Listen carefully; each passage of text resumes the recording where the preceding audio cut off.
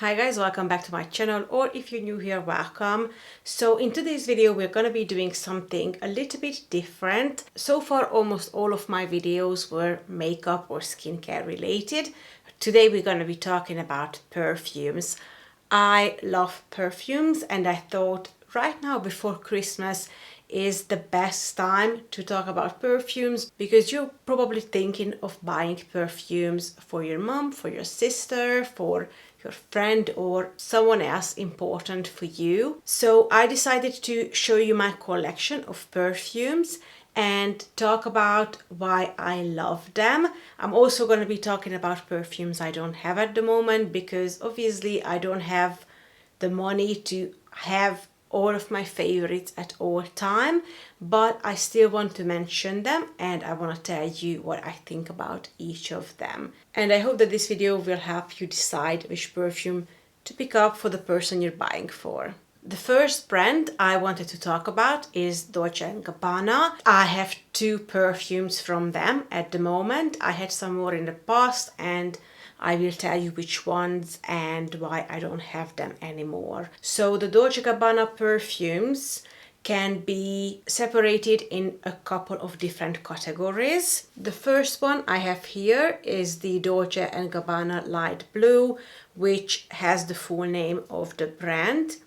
I have this in the Eau de Toilette version, and this is one of my favorite summer perfumes. It smells really fresh and citrusy. It has green apple, lemon and bamboo in it, and this scent actually really reminds me of my Bulgari Omnia Crystalline perfume, which I don't have at the moment, but that one is almost identical to this one and I love both of them just as much. But this one is 100 milliliter size. The largest one from the Bulgari is 65 milliliter, and the 100 milliliter of this one costs basically the same as the 65 milliliter of that one. So I just find that this one is better value for the money, and that's why I have this one at the moment.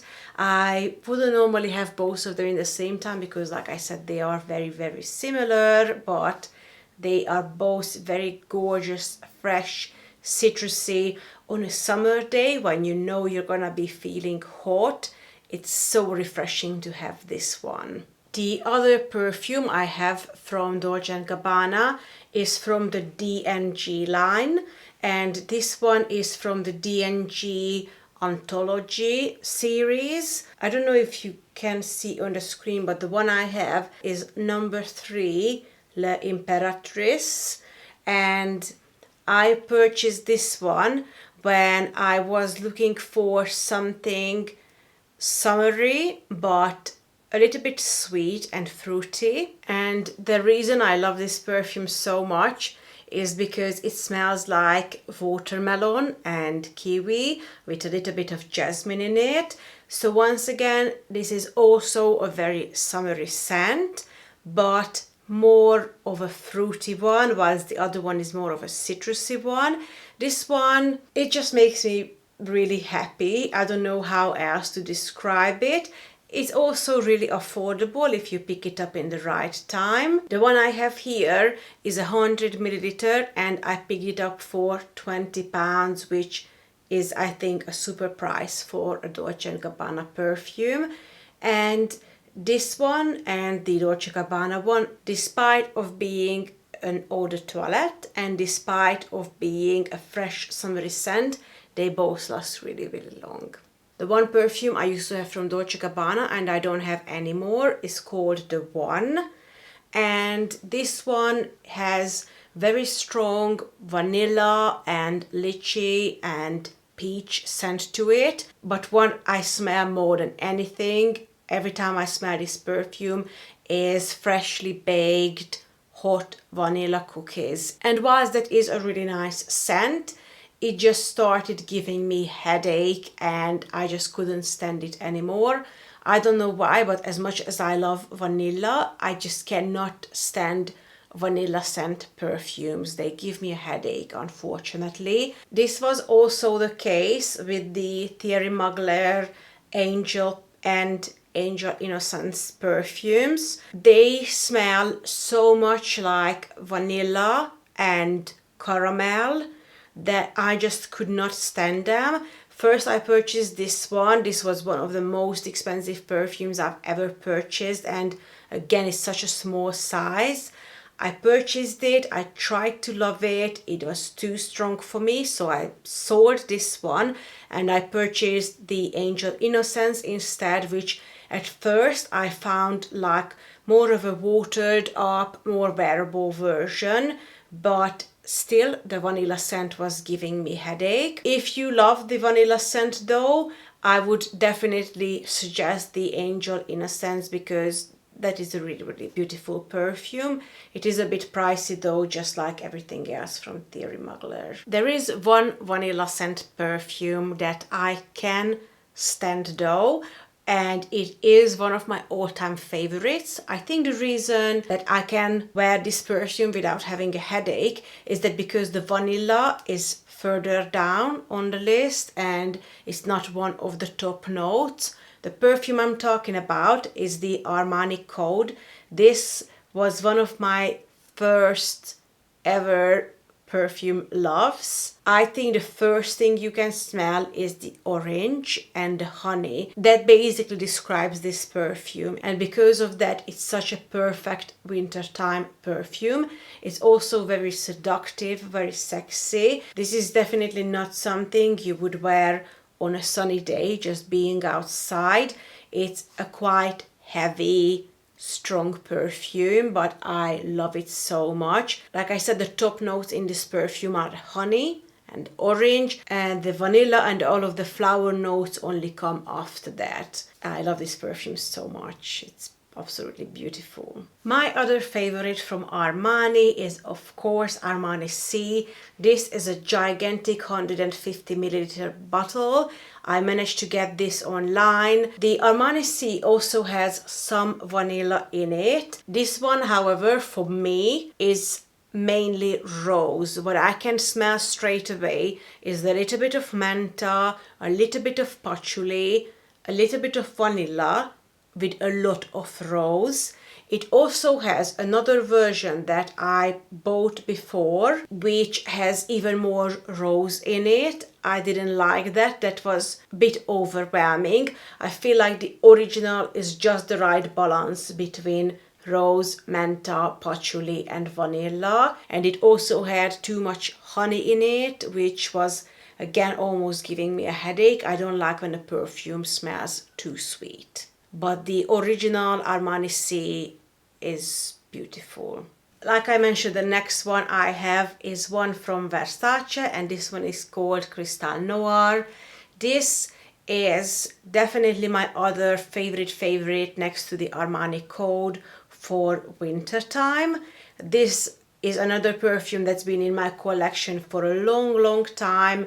This is probably the 5th or the 6th bottle I have of this perfume. I absolutely adore it. All I can smell is pepper mixed with coconut, with a bit of flower like gardenia and peony. It's absolutely stunning. This is my only perfume with coconut in it, and I love coconut, and I love this perfume. Now moving back to a bit lighter, more summery perfumes. One of the first perfumes I have ever bought was this Donna Karan Be Delicious, the green version, the original one. I still absolutely love this perfume. This is basically green apple, cucumber and lemon. It's so fresh, so summery, so beautiful. I also bought the red version of it before, which was fair enough, but I just felt like there was nothing special about it. You know what I mean? The same as the Versace Kristin Noir. I used to have the pink version of it before, one that's like a summery edition. It's a nice perfume, but there's just nothing special about it. So if you want to test out one of the Donna Karan perfumes, I would definitely tell you to test out the original one, but you can probably tell by now that I prefer the original version of every single perfume. The next perfume I wanted to talk about is my Gucci Rush No. 2 perfume, which is not available in the UK anymore for whatever reason, so I have been purchasing it from abroad.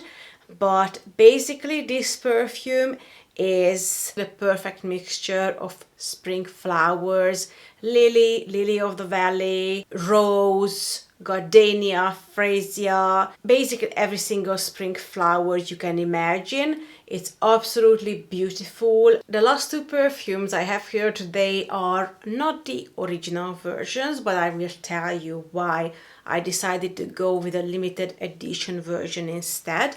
The first one is the Lancôme La Vie est Belle L'Éclat version. The reason I decided to go with this one instead is because this one is more flowery than the original one, and I just feel like the notes that they pushed to the top in this version are notes that make it more special and more beautiful. Again, as you can see, this one as well is a gigantic bottle that I had to purchase from abroad because retailers in the UK don't sell it in this size. But it's such a beautiful, beautiful perfume. Doesn't matter if you get this one or the original La Vie est Belle, they're both absolutely amazing. The top notes are again orange blossom, just like in the Armani Code, and white flower and some vanilla, but again it's not the top note. It also has some sandalwood and bergamot to make it a bit more spicy, a bit more interesting. And whilst it's a very feminine and fresh perfume, it's also sexy in the same time. So I think this perfume is beautiful the whole year around. So the last perfume I have here today is the Juicy Couture Viva la Juicy Soir. And the reason I purchased the Soir is simply because I had the original Juicy Couture Viva la Juicy so many times that I wanted to try something different.